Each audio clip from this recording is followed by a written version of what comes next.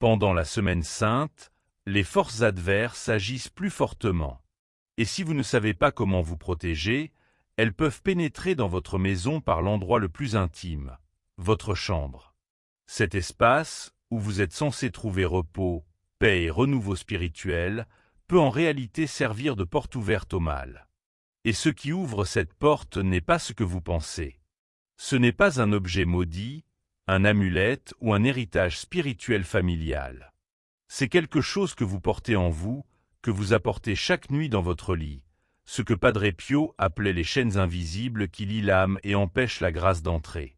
Vous êtes-vous déjà demandé pourquoi, même en priant, quelque chose semble bloqué?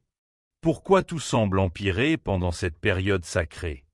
Des disputes sans raison, une lourdeur inexplicable, l'insomnie, une fatigue qui ne disparaît pas malgré le sommeil. Ce n'est pas une coïncidence, c'est une guerre spirituelle qui commence de l'intérieur. Padre Pio disait, « L'ennemi n'a pas besoin de clé pour entrer là où il y a déjà une blessure ouverte. » Il ne parlait pas d'une blessure physique, mais de ce que vous portez à l'intérieur lorsque vous entrez dans votre chambre chaque nuit. L'ennemi n'attend pas à votre porte d'entrée avec un pied de biche. Il attend que vous laissiez la porte ouverte, ce que vous faites chaque nuit sans vous en rendre compte. Voici ce que personne ne vous dit sur la semaine sainte. C'est la période où la bataille spirituelle atteint son intensité maximale. Les forces obscures réagissent, elles savent ce que cette semaine représente. C'est pourquoi cette période apporte plus de tensions inexpliquées, plus de disputes, plus de nuits sans sommeil, plus de ce poids qui oppresse à 2 heures du matin. Votre chambre, lieu de repos et de vulnérabilité, n'est pas neutre pendant ces jours. C'est un champ de bataille. Les choses suivantes représentent les blessures ouvertes que l'ennemi utilise pour s'infiltrer. L'anxiété est déjà présente quand vous vous couchez. Les pensées incessantes, les soucis financiers, les incertitudes. Padre Pio avertissait qu'une âme anxieuse a remplacé Dieu par la peur, et là où la peur règne, l'ennemi trouve un terrain fertile. La prière seule ne suffit pas si vous ne vous abandonnez pas. Avant de prier, ouvrez les mains et dites « Tout ce que je n'ai pas pu résoudre aujourd'hui, je te le confie. Ce n'est pas à moi de porter ce qui est à toi. » Pour chasser l'anxiété de la chambre, éteignez tous les écrans au moins 30 minutes avant de vous coucher. Faites jouer les psaumes 23 ou 91 à voix haute dans la chambre. Avant de fermer les yeux, dites à voix haute « Seigneur, je te fais confiance. Ce que je n'ai pas pu résoudre aujourd'hui, tu le résous. Ce qui me fait peur, tu le gouvernes. Que tes anges gardent cette chambre pendant que je dors. Là où la confiance entre, l'anxiété ne peut rester. La comparaison s'infiltre discrètement via votre téléphone et votre attention aux réseaux sociaux. Comparez votre vie, votre famille, votre foi ou votre corps à celle des autres vole la gratitude et nourrit l'insatisfaction. Padre Pio appelait cela le vol de la paix. Chaque soir, nommez 3 choses que Dieu a placées spécifiquement dans votre vie.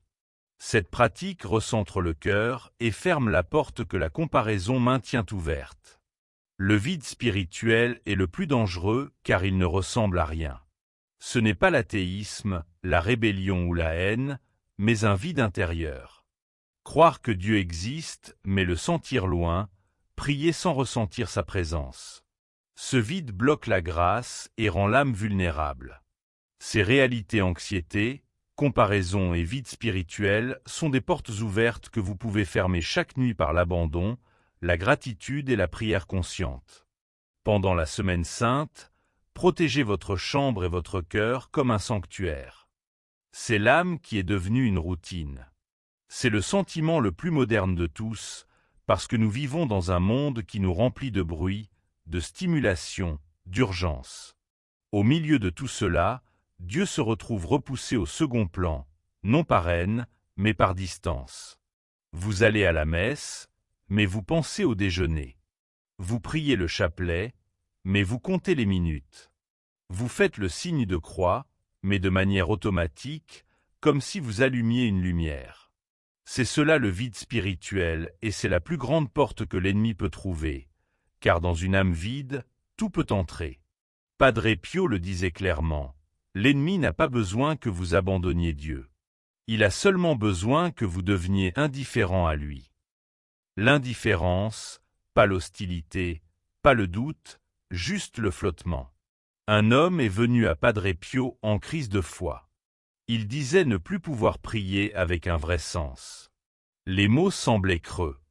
Il demanda au saint, « Père, ai-je perdu la foi ?» Padre Pio répondit calmement, « Non, tu as perdu ton désir. Sans désir, la foi dort, mais elle n'est pas morte. Elle attend que tu la réveilles. Le vide spirituel n'est pas une fin, c'est un appel. C'est Dieu qui dit, « Viens à moi avec tout ce que tu as, y compris ton vide. » Il ne demande pas de ressentir quelque chose avant de venir. Il demande seulement de se présenter. L'antidote enseigné par Padre Pio est ce qu'il appelait la prière de présence. Ce n'est pas une longue prière, ce n'est pas une prière magnifique. C'est simplement arriver devant Dieu sans prétendre que tout va bien. Ce soir, avant de dormir, essayez ceci. Éteignez les lumières. Asseyez-vous dans le silence. Dites seulement ces mots, « Seigneur, je suis là. Je n'ai pas de mots beaux. Je ne ressens rien d'extraordinaire, mais je suis là et je veux que tu me trouves. » Padre Pio promettait, Dieu ne perd jamais une âme qui se présente, même les mains vides, surtout les mains vides. Maintenant, vous connaissez les 3 choses qui ne devraient jamais habiter votre chambre, l'anxiété, la comparaison et le vide spirituel. Ce ne sont pas des objets, ce ne sont pas des malédictions venues de l'extérieur, ce sont des blessures intérieures que vous apportez et que vous posez sur votre table de chevet chaque nuit sans vous en rendre compte. Voici le rituel de purification que Padre Pio enseignait à ceux qui venaient à lui brisés, épuisés, spirituellement secs. Ce rituel est simple mais demande sincérité, car Dieu n'a pas besoin d'une performance parfaite, il a besoin d'un cœur honnête. Commencez par la confession intérieure. Ce soir, avant de dormir, asseyez-vous au bord de votre lit, fermez les yeux et demandez directement au Saint-Esprit, « Qu'est-ce qui dans ma chambre ne devrait pas être là ?» Laissez venir les souvenirs, les pensées anxieuses que vous n'avez pas remises, les comparaisons faites en défilant sur votre téléphone, les moments où Dieu était juste un détail entre la réunion et la liste de courses. Ne jugez pas, ne vous défendez pas, observez simplement. Ensuite, la renonciation parlée. Padre Pio enseignait que la voix porte une autorité spirituelle. Parlez à voix haute, même doucement, mais dites-le. Au nom de Jésus-Christ, je renonce à l'anxiété que j'ai apportée dans cette chambre. Je renonce aux comparaisons qui ont volé ma paix aujourd'hui. Je renonce au vide que j'ai laissé prendre la place de Dieu. Cette chambre, ce repos et ce cœur appartiennent au Seigneur. Dites-le en vérité, parce que c'est sincère. Puis la consécration avec l'eau bénite. Prenez de l'eau bénite d'une église catholique et aspergez légèrement la chambre en priant. Au nom du Père, du Fils et du Saint-Esprit, que tout mal quitte ce lieu. Que seul le Saint-Esprit y demeure. Faites-le en couvrant toute la pièce, autour du lit, dans les coins, près de la fenêtre et de la porte. Ce n'est pas une superstition, c'est un acte sacramentel autorisé par l'Église et porteur de poids spirituel réel. Enfin, la prière de remise. Allongez-vous, ouvrez les mains, paumes vers le haut, et priez, « Seigneur, je te remets cette chambre. Je te remets mon esprit, mes pensées, mes peurs. Que tes anges gardent les 4 coins de cet espace. Que ta très sainte mère étende son manteau sur mon repos. Que je me réveille demain renouvelé non seulement dans mon corps, mais dans mon âme. » Puis fermez les yeux avec la confiance tranquille d'une âme qui a confié sa nuit à Dieu. L'ennemi ne peut tenir un espace remis au Christ. Il n'a aucune autorité ici. Votre chambre n'a jamais été destinée à être un champ de bataille. Elle a été créée pour être un sanctuaire et elle peut le redevenir. Padre Pio croyait que la transformation spirituelle ne se produit pas dans un moment d'émotion, mais dans des décisions. De petites décisions quotidiennes, délibérés, qui s'accumulent et construisent une nouvelle vie. 3 jours, 3 blessures, 3 armes. Le premier jour, contre l'anxiété, jour de la remise. Dès le réveil, chaque fois qu'une pensée anxieuse survient, ne luttez pas, ne l'analysez pas, ne vous y perdez pas, dites simplement à voix haute ou intérieurement « Je remets cela au Seigneur ». La pensée de l'argent, je remets. La pensée de la santé, je remets.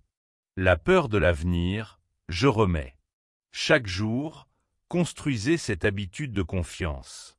Le soir, faites le rituel complet, mains ouvertes, paumes vers le haut, et remettez la journée entière à Dieu. Le deuxième jour, contre la comparaison, jour de gratitude. Passez 24 heures sans consulter les réseaux sociaux. Prenez un petit carnet ou l'application Notes de votre téléphone et notez 10 choses que Dieu a placées spécifiquement dans votre vie. La voix d'un proche, le fait de vous être réveillé, le toit au-dessus de votre tête, la foi qui dort mais n'est pas morte. Le soir, lisez cette liste à voix haute comme une prière de reconnaissance. Quand la gratitude remplit une pièce, il n'y a plus de place pour la comparaison. Le troisième jour, contre le vide spirituel, jour de rencontre. Réservez 20 minutes pour le silence devant Dieu. Pas pour le chapelet, pas pour une obligation, simplement le silence. Vous pouvez ne rien ressentir, le silence peut paraître épais et étrange, comme une pièce que vous n'avez pas visitée depuis longtemps. C'est normal. C'est exactement ce que Padre Pio décrivait, l'âme qui s'est tue. Restez simplement assis dans ce silence, sans remplir l'espace, sans performer pour Dieu, sans fabriquer un sentiment qui n'existe pas, rester simplement comme un enfant dans une pièce avec son père qui n'a pas encore parlé, non parce que l'enfant a mérité le silence, mais parce qu'il fait confiance que le père est là. Padre Pio appelait cela la prière que le ciel chérit le plus, la plus honnête, celle où l'on se présente avec sincérité.